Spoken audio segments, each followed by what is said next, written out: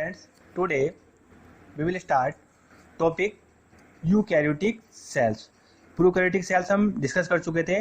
Prokaryotic cells में जो आते हैं वो आते हैं मोनेरा, बैक्टीरिया, पीपीएलओ, ये सारे माइक्रो ऑर्गेनिज्म आते हैं। देन अब हम डिस्कस करेंगे यूकैरियोटिक सेल्स होती क्या है।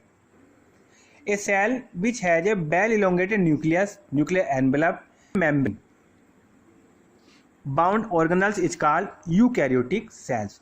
इसमें nuclear with the nuclear envelope several bound organelles, मतलब कि वेल डेवलप्ड ऑर्गेनल्स इसके अंदर पाए जाते हैं।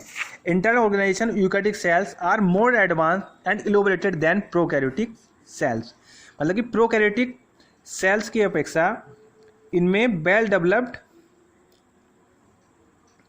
रहते हैं ये। And then all eukaryotic cells are not identical except Monera, एक समान नहीं होते हैं। Eukaryotic organisms is seen in the all protist, plant, fungi and the animals.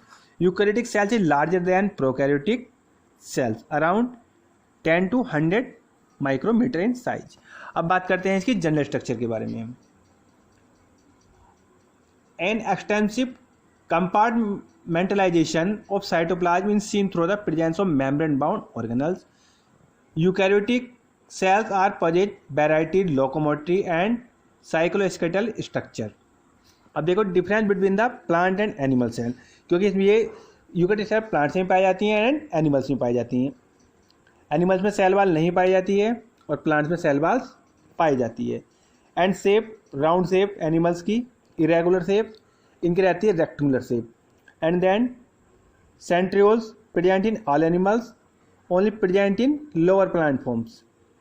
Vacuoles, one or more small vacuoles, one large vacuole taking up 90 to 90% of the cell volume। उसी प्रकार इनमें cytoplasm पाया था। अब हम देखो डायग्राम में देखते हैं plant cells and animal cells. तो उसके ऊपर सेल वाल पाई गई है और प्लांट सेल में सेल वाल नहीं पाई जाती। And components of eukaryotic cells.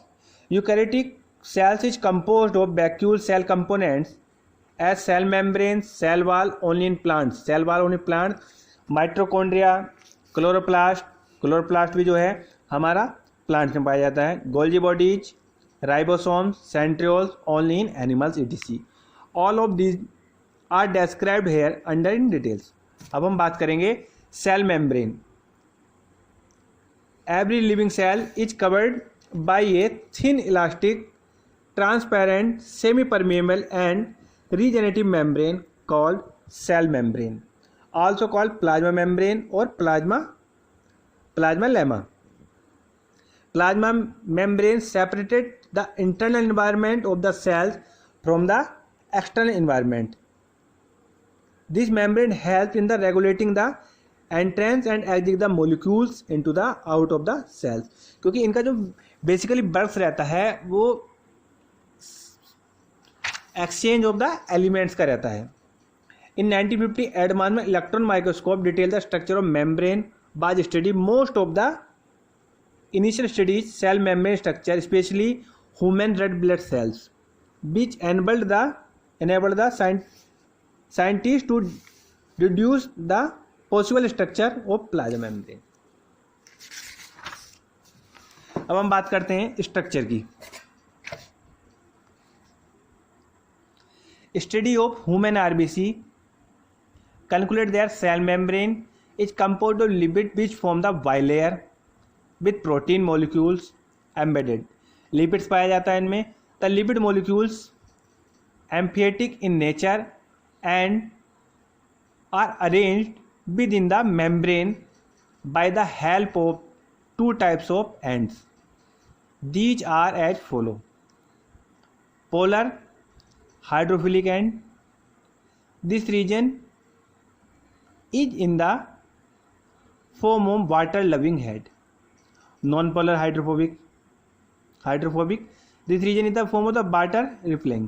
ये मतलब एक होता है पोलर एंड, एक होता है नॉन पोलर एंड। यहाँ पे एक तरफ का वाटर को अट्रैक्ट करते हैं, दूसरी बार रिपल्सन करते हैं। Proteins depending on the ease of extraction ratio protein lipid varies considerable different types of cells. अब बात करते हैं fluid of mosaic model. This model was given by Singer and Nicolson. According the model the lipid layer integral protein appears like Mojic arrangement and the quasi fluid nature in the lipid unable to lateral movement. Fluidity membrane, active transport, एक रहता है inactive transport, passive. Active transport में क्या था, movement of the molecule across the membrane against their concentration gradient lower to higher concentration. And then एक रहता है passive. Passive transport is made membrane by molecules of substance across the membrane without any requirement of energy। इसमें energy की कोई required नहीं होती है, जैसे ऑस्मोसिस हो गया, simple diffusion and facilitated diffusion. Osmosis को मैंने आपको बताया हुआ है, higher concentration to lower concentration की तरफ फ्लो होता है सॉल्यूशन का। सिंपल डिफ्यूजन क्या होता है, in this process natural molecules moves across the membrane along the concentration gradient high to low, gases and small molecule. Facilitated diffusion क्या होता है, molecules are transported along the concentration gradient by the help of ion exchange. इसमें भी energy की required नहीं होती है, देखो डिफरेंस दिखाया गया है यहाँ पर। In this process energy is required, इसमें रिक्वायर्ड नहीं होती है। इसमें it is a rapid process, it is comparatively slower process, क्योंकि इसमें एनर्जी की रिक्वायर्ड रहते हैं। Cell membrane performing the function, it is selectively permeable same permeable membrane allowed the selective substance of the passage, it protect the cell from injury. Membrane have carrier protein from the active transport. अब बात करते हैं हम cell wall की। 1665 में Robert Hooke ने cells की discovery की थी। In 1665 Robert Hooke discovered the cells, उन्होंने सेल्स की डिस्कवरी की थी। अब हम बात करते हैं structure of cell wall. Structure of cell wall, अब देखो उसमें लिखा है, on the basis of structure cell wall is differentiated into the following 3 parts. 3 part से मिलकर बनी होती है और बेसिकली जो पाई जाती है ये membrane, plants and fungi. Middle layer, primary layer and secondary cell wall. ठीक, middle lamella, it is the layer mainly made up of calcium and magnesium, it is the cement of cell wall two adjoining cell together. अब primary cells क्या होती हैं, it is produce inner middle lamella young and growing cells. अब इसके बाद secondary layer cell walls होती है, inner two parts. अब इनका फंक्शन क्या होता है, it provide the definite shape to the cell and also protect the protoplasm against by the mechanical injury, it help cell to cell interaction. ये सही बात है। It provide the barrier undesirable macromolecules and attack of pathogen. Undesirable macromolecules and जो pathogens हैं वो attack नहीं कर सकते। एंड दैट बात हम करते हैं एंडो मेम्ब्रेन सिस्टम, क्योंकि सेल वॉल अब होती है एंडो मेम्ब्रेन सिस्टम। अब एंडोमेम्ब्रेन सिस्टम क्या होता है हमारा, the endomembrane system consider nuclear envelope, endoplasmic reticulum, Golgi complex, lysosome, vacuoles suspended in the cytoplasm. These are connected together the endomembrane system. Endoplasmic reticulum 2 types का होता है, एक होता है स्मूथ, एक होता है रफ एंडोप्लाज्मिक रेटिकुलम। 2 टाइप्स के रहते हैं। And the endoplasmic reticulum is a complicated system, membrane channels flattened, it is the physically continuous with the membrane nuclear envelope। ठीक, अभी हमारा 2 टाइप्स का रहता है। टाइप्स ऑफ बताया मैंने। स्मूथ का वर्क क्या रहता है, these are smooth because they do not bear the ribosomes from the granule to the surface, it presents cell walls, act as a major site of synthesis of lipids, also help the synthesis store hormones animals। अब जो rough रहते हैं, they are found extremely continuous with the outer membrane nucleus, they have rough membrane because they bear the ribosomes being attacked in their surface। यहाँ पर देखो ribosomes पाए जाएंगे, वहाँ पर क्या होगी, प्रोटीन सिंथेसिस। अब बात करते हैं फंक्शन क्या रहता है, it provide the support to the colloidal cytoplasmic matrix, help in the rapid intercellular transport of materials.